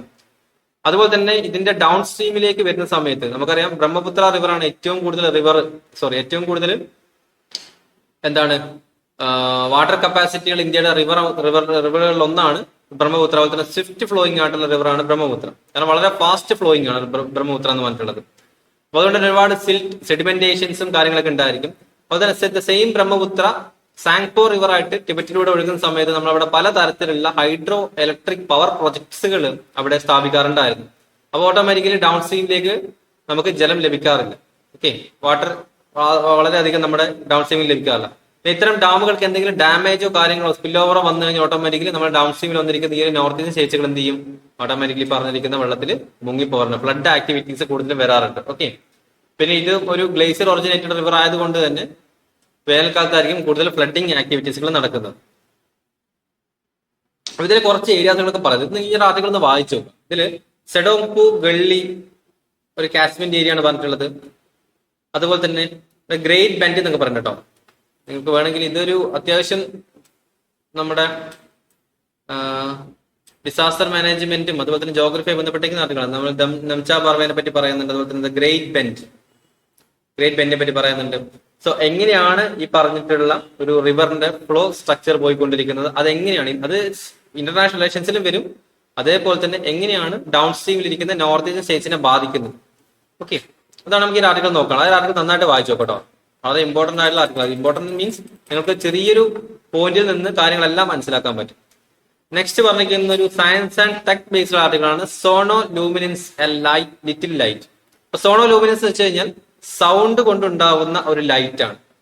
ഓക്കെ, ദാറ്റ് മീൻസ് ഒരു വാട്ടർ പാർട്ടിക്കിൾ, ഒരു ഗ്ലാസ്സിൽ നമ്മൾ വാട്ടർ എടുക്കുകയാണെന്നുണ്ടെങ്കിൽ ആ വാട്ടറിനകത്ത് ഒരു വാട്ടർ ദാറ്റ് മീൻസ് ഒരു എയർ ബബിൾ ഉണ്ടെന്ന് കരുതാം. ആ എയർ ബബിളിലേക്ക് നമ്മൾ ശക്തമായിട്ടൊരു സൗണ്ട് വേവ്സുകൾ കൊടുക്കുകയാണെന്നുണ്ടെങ്കിൽ ആ എയർ ബബിൾസിൽ നിന്ന് ഒരു ലൈറ്റ് പ്രൊഡ്യൂസ് ചെയ്യും എന്നാണ് പറഞ്ഞത്. ഓക്കെ, 1934 ജർമ്മൻ എഞ്ചിനീയർ ഈ ഒരു സോണോ ലൂമിനൻസ് കണ്ടെത്തിയത്. സോണോ ലൂമിനൻസ് മീൻസ് സോണോ എന്ന് വെച്ചാൽ നമുക്കറിയാം അല്ലെ, സൗണ്ട് ആണ്. ലൂമിനൻസ് വെച്ചാൽ ലൈറ്റ് ആണ്. അപ്പൊ സൗണ്ട് കൊണ്ട് ലൈറ്റ് ക്രിയേറ്റ് ചെയ്യുന്ന ഒരു പ്രതിഭാസമാണ് ഇവിടെ പറഞ്ഞിട്ടുള്ളത്. അപ്പം ഇത്തരത്തില് ഒരു ലിക്വിഡിന്റെ അകത്ത് ഒരു വാട്ടർ ബബിൾസ് ട്രാപ്പ് ചെയ്ത് കിടക്കുന്നുണ്ടെങ്കിൽ അതിനകത്തേക്ക് നമ്മളൊരു ശക്തമായ സൗണ്ട് വേവ്സുകൾ നൽകുന്ന സമയത്ത് സംഭവിക്കും, ഈ ബബിൾസുകൾ എക്സ്പാൻഡ് ചെയ്യും, അതുപോലെ തന്നെ കൊളാപ്സ് ചെയ്യും. എക്സ്പാൻഡ് ചെയ്യും, കൊളാപ്സ് ചെയ്യും ദ സെയിം ടൈം. അപ്പൊ അവിടെ നടക്കുന്ന ആ ഒരു കംപ്രഷൻ, ആ ഒരു ഇന്റൻസിറ്റി, ടെമ്പറേച്ചർ ചേഞ്ചസ്, അതുകൊണ്ട് എന്തുണ്ടായിരിക്കും, തൗസൻഡ്സ് ഓഫ് കെൽവിൻസിന്റെ ടെമ്പറേച്ചർ ചേഞ്ചസ് ഉണ്ടായിരിക്കും അല്ലെ. പെട്ടെന്ന് കംപ്രഷൻ സമയത്തും എക്സ്പാൻഡിങ് സമയത്ത് ടെമ്പറേച്ചർ ചേഞ്ചസ് ഉണ്ടായിരിക്കും. സോ ഓട്ടോമാറ്റിക്കൽ ടെമ്പറേച്ചർ കൂടി കഴിഞ്ഞാൽ അവിടെ ഒരു ലൈറ്റിംഗ് എഫക്ട് അവിടെ ഉണ്ടായിരിക്കും. ഓക്കെ, വ്യക്തമായിട്ട് എന്താണ് കാരണം എന്ന് തെളിയിച്ചിട്ടില്ലെങ്കിൽ പോലും ഇതാണ് ഒരു ബേസിക് ആയിട്ടുള്ള ഒരു കാരണം എന്നാണ് പറയുന്നത്. ആ ഒരു ബബിൾസിന്റെ സഡൻ എക്സ്പാൻഷനും കോൺട്രാക്ഷനും കൊണ്ട് ഉണ്ടാവുന്ന ഒരു ലൈറ്റ്, ആ ലൈറ്റ് ആണ് സോണോ ലൂമിനൻസ് എന്ന് പറഞ്ഞിട്ടുള്ളത്. സയൻസ് ആൻഡ് ടെക്കിൽ ജസ്റ്റ് ഒന്ന് ഓർത്തിരിക്കുക എന്താണ് സോണോ ലൂമിനൻസ് എന്നുള്ള കാര്യങ്ങൾ. PPSC അതൊക്കെ ചിലപ്പോൾ what is sonoluminescence, statement number 1, statement number 1, 2, 3 എന്നൊക്കെ പറഞ്ഞ് ചോദിക്കും. അപ്പൊ അതുകൊണ്ട് എന്താണ് ഐഡിയ എന്നുള്ള കാര്യങ്ങൾ അറിഞ്ഞിരിക്കണം. Then next, reality of real life exploitation as A structural problem. നമ്മുടെ ഹേമ കമ്മിറ്റിയെ ബന്ധപ്പെട്ടിരിക്കുന്ന ഒരു ആർട്ടിക്കിൾ ആണ്, എഡിറ്റോറിയൽ വന്നിട്ടുള്ള ആർട്ടിക്കിൾ ആണ്. അപ്പൊ ഇവിടെ എല്ലാവർക്കും അറിയാവുന്ന ഒരു കാര്യമാണ്, അതുകൊണ്ട് കൂടുതൽ ഞാൻ എക്സ്പ്ലെയിൻ ചെയ്യുന്നില്ല. അപ്പൊ എന്താണ് ഹേമ കമ്മിറ്റി റിപ്പോർട്ട് എന്ന് പറഞ്ഞിട്ടുള്ളത്, കേരളത്തിലാണെന്ന് നമുക്ക് എല്ലാവർക്കും അറിയുന്ന കാര്യമാണ് അല്ല. അപ്പൊ ഇതിൽ പറഞ്ഞിട്ടുള്ളത് 1-2 കാര്യങ്ങൾ ജസ്റ്റ് ഒന്ന് മെൻഷൻ ചെയ്ത് നോക്കാം. ദാറ്റ് മീൻസ് ലോവർ ലെവലിലുള്ള ആളുകൾക്ക്, ദാറ്റ് മീൻസ് എസ്പെഷ്യലി പറയുന്നത് നമ്മൾ ജൂനിയർ ആർട്ടിസ്റ്റ് എന്ന് പറയും. ജൂനിയർ ആർട്ടിസ്റ്റിൽ വരുന്ന ആളുകൾക്ക് ആവശ്യമായിട്ടുള്ള ഫെസിലിറ്റീസ് ലഭിക്കുന്നില്ല, പിന്നെ റെസ്റ്റിംഗ് റൂംസുകൾ ലഭിക്കുന്നില്ല, അതുപോലെ തന്നെ ഒരു പ്രോപ്പർ സാനിറ്റേഷൻ ലഭിക്കുന്നില്ല, തുടങ്ങിയിരിക്കുന്ന ഒരുപാട് കാര്യങ്ങൾ ഇതിനകത്തേക്ക് പറയുന്നുണ്ട്. ഓക്കെ, അപ്പൊ നമ്മൾ വിചാരിക്കുന്ന പോലെ ഒരു നടന്മാരുടെ അണ്ടറിൽ നടക്കുന്ന ഒരു ഇഷ്യൂ മാത്രമല്ല, വുമൻസിന്റെ ഫിലിം ഇൻഡസ്ട്രീസിൽ അവർ അനുഭവിക്കുന്ന ഇഷ്യൂസിനെ പറ്റിയാണ് ഇതിൽ പറയുന്നത്. ഓക്കെ, അപ്പൊ ആ ഒരു പോയിന്റ് ഓഫ് വ്യൂ ജസ്റ്റ് നോക്കാൻ ശ്രമിക്കാം. കാരണം നമുക്ക് ഇവിടെ ഒരുപാട് ആക്ടുകളുണ്ട്. The sexual harassment of women's at workplace prevention and prohibition and redressal act of 2013, അതുപോലെ തന്നെ ഒരുപാട് ആക്ടുകളെ പറ്റി പറയുന്നത്. അപ്പം എങ്ങനെയാണ് ഒരു വർക്ക് ഫോഴ്സിൽ വുമൻസിനെ ട്രീറ്റ് ചെയ്യുന്നത്. ബട്ട് ഇവിടെ നമ്മൾ എസ്പെഷ്യലി ഫോക്കസ് എവിടെയാണ്, ഫിലിം ഇൻഡസ്ട്രീസിലാണ്. അപ്പം കുറച്ചുകൂടി നന്നായിട്ടൊന്ന് ഫോക്കസ് ചെയ്യുക. കാരണം വെച്ചാൽ തീർച്ചയായിട്ടും ഇവിടുത്തെ നമ്മൾ ഇന്റർവ്യൂവിൽ എത്തുന്ന സമയത്ത് ഈ ഹേമ കമ്മിറ്റി റിപ്പോർട്ടും തീർച്ചയായിട്ടും നിങ്ങൾക്ക് ഇന്റർവ്യൂവിൽ ഈ ഒരു ക്വസ്റ്റ്യൻസ് പ്രതീക്ഷിക്കാം. ബിക്കോസ് നമ്മൾ കേരളത്തിൽ നിന്ന് വരുന്ന കുട്ടികളായതുകൊണ്ട് എന്തായാലും സെൻട്രൽ ഗവൺമെന്റിൽ അവിടെ ഇരിക്കുന്ന UPSC ബോർഡിൽ നിന്ന് ഒരു ചോദ്യം പ്രതീക്ഷിക്കാവുന്നതാണ്. Okay, then again middle path നമ്മുടെ സെയിം ആർട്ടിക്കിൾ ആണ്. NPS നാഷണൽ പെൻഷൻ സ്കീമും ഓൾഡ് പെൻഷൻ സ്കീമുമായി ബന്ധപ്പെട്ടിരിക്കുന്ന ആർട്ടിക്കിൾ. അപ്പം നേരത്തെ വന്നിരിക്കുന്ന 3 ആർട്ടിക്കിൾ ഉണ്ടല്ലോ, ഈ 3 ആർട്ടിക്കിളും കൂടി ഒരുമിച്ച് വായിക്കും. അപ്പൊ നിങ്ങൾക്ക് കുറച്ചുകൂടി ഒരു ഐഡിയ കിട്ടും. അപ്പൊ ഇതില് UPSCന്റെ ക്യാബിനറ്റ് അപ്രൂവ് ചെയ്തിരിക്കുന്ന സമയത്തുള്ള കണ്ടീഷൻസ് പറയുന്നു. ദാറ്റ് മീൻസ് ഈ സ്കീമിൽ പറയുന്ന ഒരു കാര്യം എന്ന് വെച്ച് കഴിഞ്ഞാൽ സെൻട്രൽ ഗവൺമെന്റിലെ എംപ്ലോയീസിന് ഏകദേശം 40 ലക്ഷം എംപ്ലോയീസിന് ഇതൊരു ഉപകാരമായിരിക്കും. ഇനി സ്റ്റേറ്റ് ഇത് അഡോപ്റ്റ് ചെയ്യുകയാണെന്നുണ്ടെങ്കിൽ സ്റ്റേറ്റിന് ഏകദേശം ഒരു 90 ലക്ഷം ആളുകൾക്ക് ഇതൊരു ഉപകാരപ്പെടും. യൂണിഫൈഡ് പെൻഷൻ സ്കീം എന്ന് പറയുന്നത്. അപ്പൊ തന്നെ ആലോചിച്ചോളൂ, അപ്പം pension scheme all over the India ഒരുമിച്ച് ഇംപ്ലിമെന്റ് ചെയ്യാൻ സാധിക്കുന്നില്ല. ഇനി UPSC കൊണ്ടുവന്നാൽ എന്താണ്, promises that pensions of 50% of average basic pay of the last 12 months before the retirement and a minimum pension of 10,000. അതായത് 50% കഴിഞ്ഞ നമ്മൾ റിട്ടയർ ആവാൻ പോകുന്നതിന്റെ തൊട്ട് മുന്നത്തെ 12 മാസം നമുക്ക് എത്രയായിരുന്നു സാലറി നമ്മൾ വലിച്ചുകൊണ്ടിരുന്നത്, ആ സാലറിയുടെ 50% നമുക്ക് പെൻഷനായി ലഭിക്കുമെന്നാണ് പറഞ്ഞിട്ടുള്ളത്. ഓക്കെ, അത് ലഭിക്കണമെന്നുണ്ടെങ്കിൽ അറ്റ്ലീസ്റ്റ് നമ്മൾ 10 വർഷം നമ്മൾ സർവീസിൽ ഉണ്ടായിരിക്കണം. അതുപോലെ തന്നെ ആ ഒരു പെൻഷൻ സ്കീം എന്ന് വെച്ചാൽ ഒരിക്കലും 10,000 കുറയാനും പാടില്ല എന്നുള്ളതാണ്. ഓക്കെ, ഇപ്പൊ ഫോർ എക്സാമ്പിൾ നമ്മൾ ലാസ്റ്റ് ഡ്രോ ചെയ്തിരിക്കുന്ന പെൻഷൻ ടൈമിൽ ഡ്രോ ചെയ്തിരിക്കുന്ന സാലറി 15,000 ആണെന്നുണ്ടെങ്കിൽ നമുക്ക് എത്രയായിരിക്കും, 7,500 ആയിരിക്കും നമുക്ക് പെൻഷൻ ലഭിക്കുന്നത്. ബട്ട് ആ 10,000 ത്രഷോൾഡിനെക്കാട്ടും കുറവാണ്. അതുകൊണ്ട് മിനിമം 10,000 റുപ്പീസ് കൊടുക്കണം എന്നാണ് പറഞ്ഞിട്ടുള്ളത്. ഓക്കെ, അതുപോലെ തന്നെ സെൻട്രൽ ഗവൺമെന്റിന്റെ ഷെയർ നമ്മുടെ ഓൾഡ് നാഷണൽ പെൻഷൻ സ്കീമിൽ മോദി ഗവൺമെന്റ് ഉണ്ടായ സമയത്ത് ഉണ്ടായിരുന്ന നാഷണൽ പെൻഷൻ സ്കീം സോ ആ പെൻഷൻ സ്കീമിൽ നൽകിയിട്ടുണ്ടായിരുന്നത് 14% ആയിരുന്നു, 14%. ആ 14% എന്ത് ചെയ്തു? 18.5% ഇൻക്രീസ് ചെയ്തു. യൂണിഫൈഡ് പെൻഷൻ സ്കീമിലേക്ക് 18.5% ഇൻക്രീസ് ചെയ്തു. ഓക്കെ. അതുപോലെ നേരത്തെ പറഞ്ഞ ആർട്ടിക്കിൾസിൽ വിട്ടുപോയൊരു കാര്യം കേട്ടോ. നമുക്ക് ഈ വർക്ക് പ്ലേസ് അസോൾട്ടിനെതിരെയുള്ള ഒരു കേസ് ഉണ്ട്, Vishakha and others versus state of Rajasthan and others, 1997 വന്നിരിക്കുന്ന കേസാണ്. അപ്പൊ ആ കേസും കൂടെ ഒന്ന് നോട്ട് ചെയ്തേക്കാം. ഞാൻ എന്തായാലും ഈ ഒരു ന്യൂസ് പേപ്പർ ഗ്രൂപ്പിലേക്ക് ഇട്ടുതരാം. അപ്പൊ അത് മാർക്ക് ചെയ്തിരിക്കുന്ന കാര്യങ്ങൾ കൂടുതൽ ഫോക്കസ് ചെയ്യും. Then new age gateway devices the latest health threat. ആർട്ടിക്കിൾസിൽ പ്രത്യേകമായിട്ടൊന്നും പറയുന്നില്ല. നമ്മൾ ഈ ടബാക്കോ യൂസിനും കാര്യങ്ങൾക്കൊക്കെ ആൾട്ടർനേറ്റീവ് ആയിട്ട് യൂസ് ചെയ്യാൻ പറഞ്ഞിരിക്കുന്നത് ഈ സിഗരറ്റുകൾ, അതുപോലെ തന്നെ എന്താണ് electronic nicotine delivery systems, heat not burn systems, അതുപോലെ തന്നെ മറ്റ് പലതരത്തിലുള്ള ടൊബാക്കോ പ്രൊഡക്ട്സുകൾ. അതായത് നോർമൽ കണ്ടീഷൻസിൽ സിഗരറ്റ് ഉപയോഗിക്കുന്നതിന് പകരമായിട്ട് ഇലക്ട്രോണിക് സിഗരറ്റുകളും വാപ്പിംഗ് പെൻസുകളൊക്കെ നമ്മൾ ഉപയോഗിക്കാറുണ്ടായിരുന്നു. നമ്മൾ ഉപയോഗിക്കാറുന്നല്ല, സൊസൈറ്റി പൊതുവെ ഉപയോഗിക്കാറുണ്ടായിരുന്നു. കുറച്ചുകൂടി നമ്മളെ നാട്ടിലേക്കാൾ കൂടുതൽ ഉപയോഗിക്കുന്ന എവിടെയാണ്? ഈ ഒരു ഹൈ ഇൻകം ബേസ്ഡ് ആയിട്ടുള്ള US, കാനഡ പോലത്തെ കൺട്രീസിലാണ്.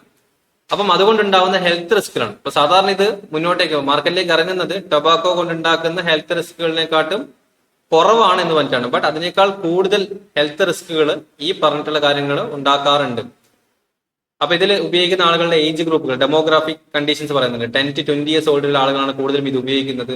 ഇത് ഉപയോഗിക്കുന്ന സമയത്ത് ഉണ്ടാവുന്ന മറ്റ് കാര്യങ്ങൾ, ദാറ്റ് മീൻസ് പ്യൂർലി ഹെൽത്ത് കണ്ടീഷനേക്കാൾ ലോൺലിനെസ്, അതുപോലെ തന്നെ സോഷ്യൽ ഐസൊലേഷൻസ്, ആങ്സൈറ്റി, ഡിപ്രഷൻ തുടങ്ങിയിരിക്കുന്ന കാര്യങ്ങൾ, മെന്റൽ സ്ട്രെങ്ത് ഒരുപാട് കുറയും. കാരണം ഒന്നാമത് ലോ ഏജ് ഗ്രൂപ്പിലുള്ള ആളുകളാണ് ഇത് യൂട്ടിലൈസ് ചെയ്തുകൊണ്ടിരിക്കുന്നത്. ഓക്കെ. അപ്പം ഫോർ എക്സാമ്പിൾ ഇപ്പൊ US ഒരു കണക്കുകൾ പറയുന്നുണ്ടെങ്കിൽ മിഡിൽ ആൻഡ് ഹൈ സ്കൂളിലെ കുട്ടികളാണ് ഇത് കൂടുതൽ ഉപയോഗിക്കുന്നത്. അറൌണ്ട് 2.1 million ആളുകൾ, ദാറ്റ് മീൻസ് 7.7% US പോപ്പുലേഷൻ വന്നിരിക്കുന്ന സ്റ്റുഡൻസ് ഈ പറഞ്ഞിരിക്കുന്ന ഈ സിഗരറ്റ്സുകൾ യൂസ് ചെയ്യാറ്. ദാറ്റ് മീൻസ് അവര് വേക്കപ്പ് ചെയ്ത ഉടനെ തന്നെ അവർക്ക് വേണ്ടത് ഈ പറഞ്ഞ ഈ സിഗരറ്റ്സുകളാണ്.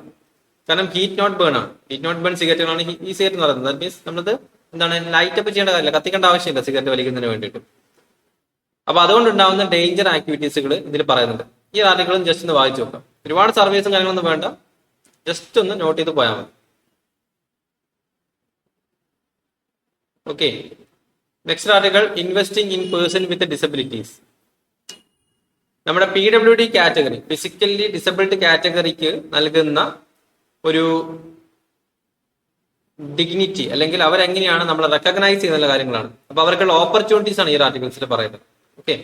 അപ്പൊ ഇതിൽ പറഞ്ഞിട്ടുള്ളത് നിഫ്റ്റിയുടെ 2020 റിപ്പോർട്ട് പ്രകാരം നിഫ്റ്റി കോൺസ്റ്റിറ്റ്യൂട്ട്, നിഫ്റ്റിയുടെ അണ്ടറിൽ നിന്നുള്ള കമ്പനീസിൽ നോക്കുകയാണെന്നുണ്ടെങ്കിൽ ഏകദേശം 50 കമ്പനീസ്, നിഫ്റ്റിന്റെ അണ്ടറിൽ ഒരു 50 കമ്പനീന്റെ കണക്കെടുത്ത് നോക്കിക്കഴിഞ്ഞാൽ അതിൽ ലെസ് ദാൻ 1% എംപ്ലോയീസ് മാത്രമാണ് PWD കാറ്റഗറി. ദാറ്റ് മീൻസ് ഈ PWD physically person with disabilities അല്ലെങ്കിൽ ഫിസിക്കലി ഡിസബിൾഡ് ആയിട്ടുള്ള കാറ്റഗറി ആളുകൾക്ക് ആവശ്യമുള്ള റെക്കഗ്നീഷൻ ഇൻ എംപ്ലോയ്മെന്റ് ഓപ്പർച്യൂണിറ്റി ലഭിക്കുന്നില്ല. അതുപോലെ തന്നെ പ്രോപ്പർ ആയിട്ടുള്ള ഒരു എന്താണ് ഇവൻ എംപ്ലോയ്മെന്റ് ഓപ്പർച്യൂണിറ്റി വന്നാൽ പോലും അവർക്ക് ആവശ്യമായിട്ടുള്ള ഫെസിലിറ്റീസ്, ദാറ്റ് മീൻസ് ഏത് കേസത്തെ ഫെസിലിറ്റീസ് ആണ് ലഭിക്കാത്തത്? അവർക്ക് റാംസുകൾ ഉണ്ടായിരിക്കില്ല, അല്ലെങ്കിൽ ഡിസബിൾ ഫ്രണ്ട്ലി ആയിട്ടുള്ള ബാത്റൂംസുകളോ സാനിറ്റേഷൻ ഫെസിലിറ്റീസ് ഉണ്ടായിരിക്കില്ല. അപ്പം ഇതിൽ പറഞ്ഞിട്ടുള്ളത് എന്ന് വെച്ച് കഴിഞ്ഞാൽ പേഴ്സൺ വിത്ത് ഡിസബിലിറ്റീസ് അവരെങ്ങനെയാണ് റെക്കഗ്നൈസ് ചെയ്യുന്നത്? പല ഏരിയാസിനകത്ത്, ഇപ്പൊ അക്കാദമി ആയിക്കോട്ടെ, യൂണിവേഴ്സിറ്റികളായിക്കോട്ടെ, അതുപോലെ തന്നെ അവർക്കുള്ള റൈറ്റ്സ് എന്താണ്? Rights of person with disabilities act of 2006, ഈ ഒരു ആക്ടിനെ പറ്റിയും ജസ്റ്റ് പറയുന്നത്. ഓക്കെ. ഇന്ത്യയിലുള്ള യൂണിവേഴ്സിറ്റികൾ നോക്കുകയാണെങ്കിൽ ലെസ് ദാൻ 1% മാത്രമാണ് ഡിസബിൾ ഫ്രണ്ട്ലി ആയിട്ടുള്ള യൂണിവേഴ്സിറ്റികളുള്ളൂ. അപ്പൊ ഈ ആർട്ടിക്കിൾ ഫോക്കസ് ചെയ്യുന്ന ഒരു പോയിന്റ് മാത്രമാണ്, കൂടുതലൊന്നും അതിനകത്ത് നമുക്ക് നോക്കാനില്ല. ജസ്റ്റ് ഒന്ന് ഫോക്കസ് ചെയ്യുന്ന ആ ഒരു ആർട്ടിക്കിളിലേക്കാണ്. Then next, Indian who migrate abroad double their incomes. പുറം രാജ്യങ്ങളിലേക്ക് പോയി കഴിഞ്ഞാൽ ഇന്ത്യക്കാരുടെ റവന്യൂ അല്ലെങ്കിൽ എന്താണ് ഇൻകം ഇൻക്രീസ് ചെയ്തിട്ടുണ്ട്. ഏകദേശം ഒരു 118% വരെ ഇൻക്രീസ് ചെയ്തിട്ടുണ്ടായിരുന്നു എന്നാണ് പറയുന്നത്. ഇപ്പൊ US പോയി കഴിഞ്ഞാൽ US പോകുന്ന 2 ടൈപ്പ് ആളുകളാണ് ഇന്ത്യയിൽ നിന്ന് പോകുന്നത്. അതൊക്കെയാണ് ലോ സ്കിൽഡ് ആയിട്ടുള്ളതും ഹൈ സ്കിൽഡ് ആയിട്ടുള്ള ആളുകൾ ഉണ്ടായിരിക്കും അല്ലെ. അപ്പൊ ഹൈ സ്കിൽഡ് ആയിട്ടുള്ള ആളുകൾക്ക് നല്ല രീതിയിലുള്ള സാലറി ലഭിക്കാറുണ്ടെന്നാണ് പറയാറുള്ളത്.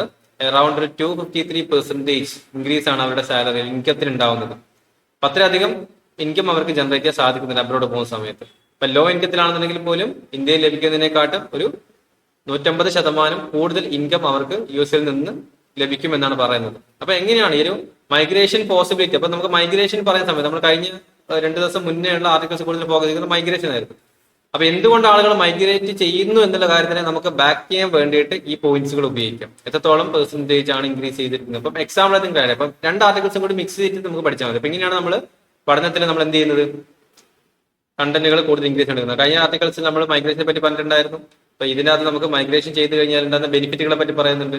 ലോ സ്കിൽഡ് ആളുകളെ പറ്റിയിട്ടും ഹൈ സ്കിൽഡ് ആയിട്ടുള്ള ആളുകളെ പറ്റിയും പറയുന്നുണ്ട്.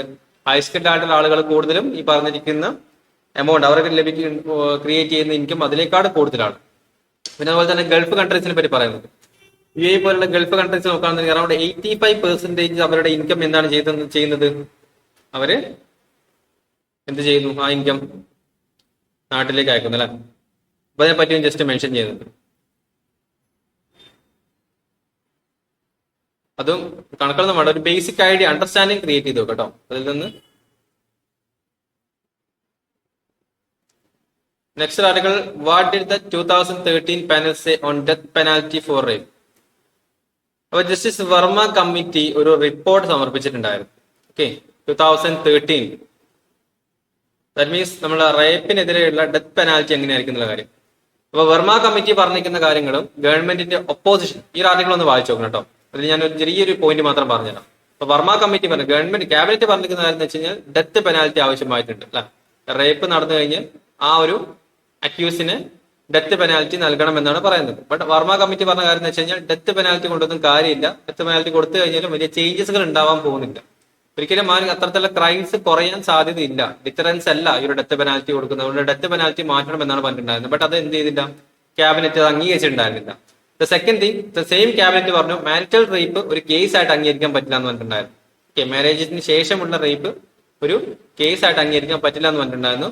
വർമ്മ കമ്മിറ്റി നേരെ ഓപ്പോസിറ്റ് പറഞ്ഞു, റേപ്പ് എന്ന് വെച്ച് കഴിഞ്ഞാൽ റേപ്പാണ്, അതിൽ മാരിറ്റൽ കേസോ അല്ലെങ്കിൽ സ്പെഷ്യൽ ആയിട്ടുള്ള കേസുകളോ കൺസിഡറേഷൻ ഒന്നും ഉണ്ടായിരിക്കുന്നില്ല. ആരാണോ കേസ് നൽകുന്നത് അത് റേപ്പായിട്ട് തന്നെ അംഗീകരിക്കണം എന്നാണ് വർമ്മ കമ്മിറ്റി പറഞ്ഞിട്ടുണ്ടായിരുന്നു. അപ്പം ഈ 2 റെക്കമെൻഡേഷൻ ആണ് കീ റെക്കമെൻഡേഷൻസ് ആയിട്ട് പറയുന്നത്. അപ്പൊ എന്താണ് വർമ്മ കമ്മിറ്റി റെക്കമെൻഡേഷൻ? കാരണം ഇതും നമുക്ക് എക്സാമ്പിൾ ആയിട്ട് വേണമെങ്കിൽ പറയാൻ പറ്റും. Okay, as per Varma committee death penalty cannot be issued എന്നൊക്കെ പറഞ്ഞിട്ട് നമുക്ക് മെയിൻസിൽ എഴുതി പോകാൻ പറ്റും. അപ്പൊ അവിടെയാണ് നമ്മൾ പോയിന്റുകൾ ആഡ് ചെയ്യുന്നത്. അപ്പൊ എന്താണ് Varma committee recommendation? Varma committee എന്തിനു വേണ്ടിയിട്ടായിരുന്നു, ഈ സമയത്തായിരുന്നു റിപ്പോർട്ട് സമർപ്പിച്ചുള്ള കാര്യങ്ങളൊക്കെ ഫോക്കസ്. എന്താണ് കീ റെക്കമെൻഡേഷൻസ്, അതിൽ ഏതൊക്കെ റെക്കമെൻഡേഷൻസ് ആണ് നമ്മൾ ഇന്ത്യ ഫോളോ ചെയ്യാതിരുന്നത് എന്നുള്ള കാര്യങ്ങൾ, സോറി ക്യാബിനറ്റ് ഫോളോ ചെയ്യാത്ത കാര്യങ്ങളും കൂടി ഫോക്കസ് ചെയ്താൽ മതി. പിന്നീട് tackling the frictions in cross border payments, a call for innovative solutions. ഇതിൽ ക്രോസ് ബോർഡർ പേയ്മെന്റ്സിനെ പറ്റിയിട്ടാണ്. നമ്മളൊരു രാജ്യത്ത് പുറം രാജ്യത്ത് പോയതിനു ശേഷം നമ്മളൊരു പ്രൊഡക്റ്റ് വാങ്ങുന്നു. നമ്മൾ എന്ത് ചെയ്യും, പുറം രാജ്യത്ത് പോയിട്ട് നമ്മൾ പ്രൊഡക്റ്റ് വാങ്ങിക്കഴിഞ്ഞാൽ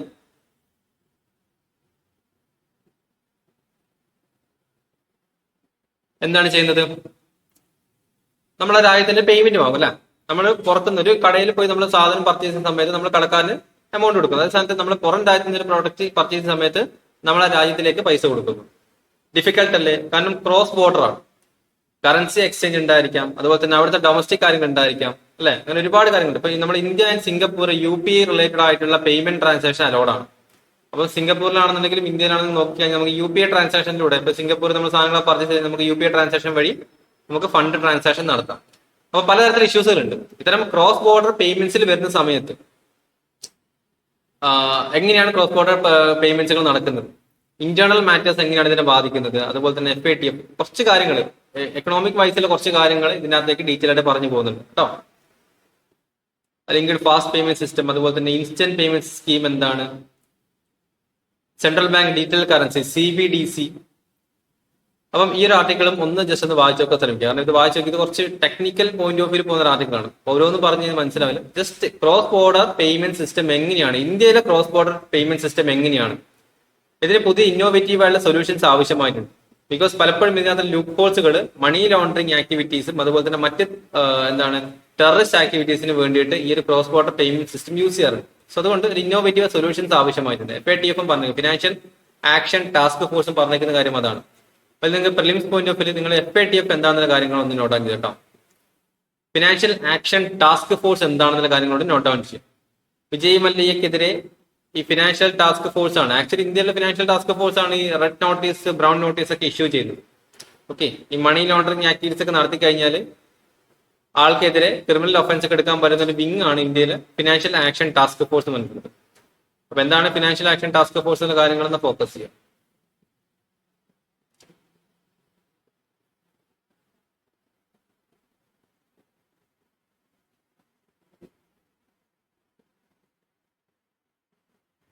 ഓക്കെ, സോ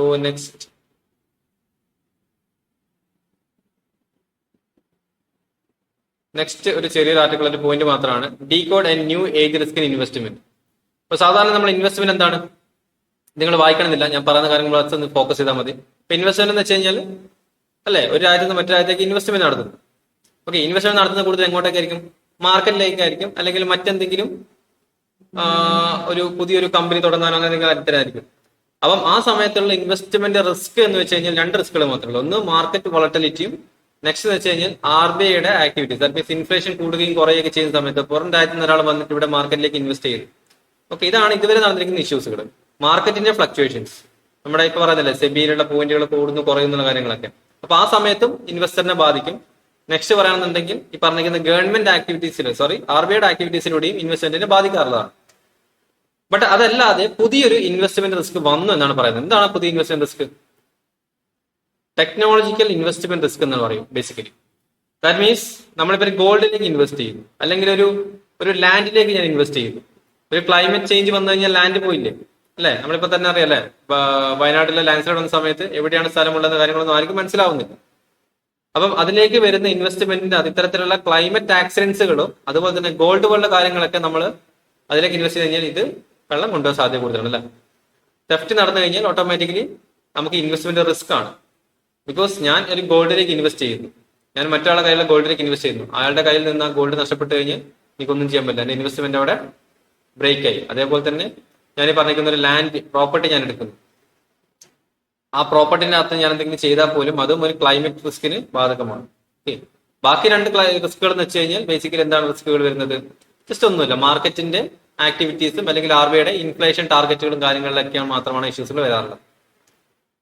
ഓക്കെ, അപ്പൊ ആ ഇൻവെസ്റ്റ്മെന്റ് റിസ്ക്, പുതിയ ഇൻവെസ്റ്റ്മെന്റ് റിസ്ക് എന്താണെന്നുള്ള കാര്യങ്ങളാണ് പറഞ്ഞത്.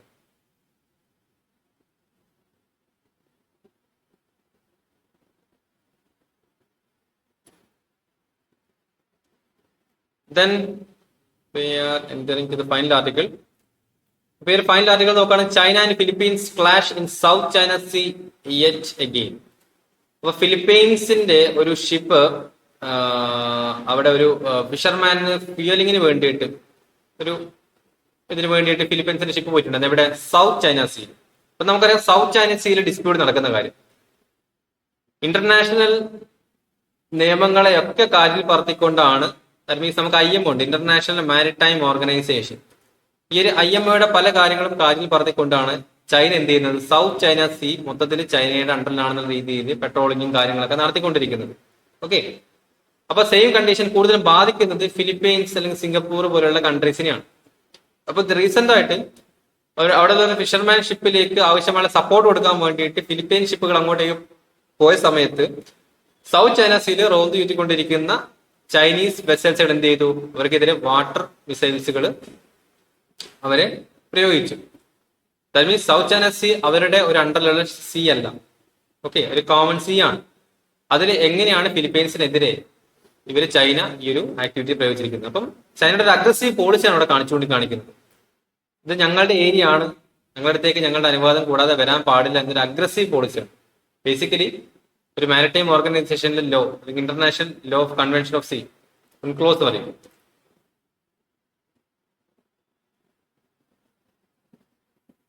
United nations convention law of the sea, UNCLOS എന്ന് പറയും. അതുപോലെ തന്നെ ഇന്റർനാഷണൽ മാരിടൈം ഓർഗനൈസേഷൻസ് ഉണ്ട്, പിന്നെ മറ്റൊരു ഓർഗനൈസേഷൻ, ഒരുപാട് ഓർഗനൈസേഷൻ, 4ഓളം ഓർഗനൈസേഷൻ ഉണ്ട് മാരിടൈം ഫ്രണ്ടിൽ നോക്കുന്ന സമയത്ത്.